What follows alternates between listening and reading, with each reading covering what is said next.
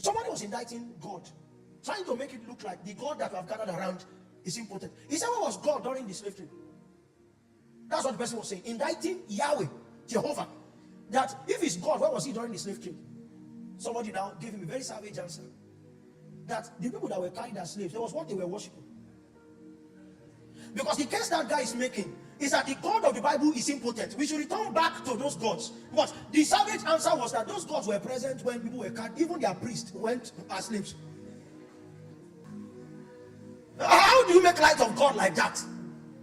Among the gods, who is like unto thee. It's not in their class. But you see, the problem is people who have that kind of God, the outstanding God.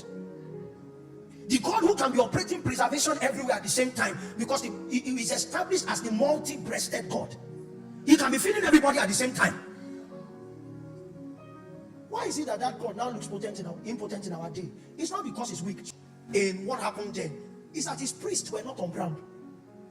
A God is not as strong in a territory as he is strong by existence.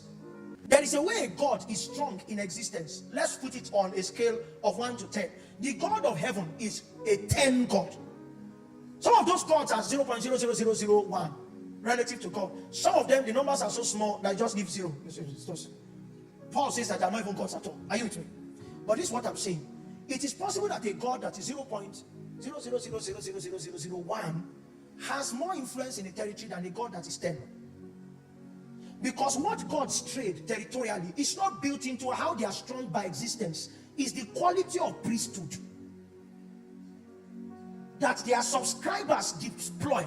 So if the 801 God has people who are committed to him, and the 10/10 God does not have committed people to him, it means that 8 decimal point God will be stronger in the territory than the God who is 10.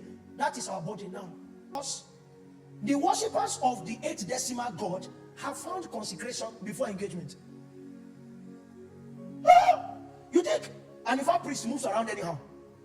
His feeding, his dressing, his relationships, his activities are regulated by Ifa. Meanwhile, when Jesus shows up, there are confessions that those other gods will make. Because at the name of Jesus, every knee must bow. The problem is that those who worship the gods are more committed to the gods than we who worship God.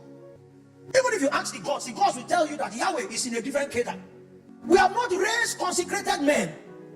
Our pews are filled with members, not priests.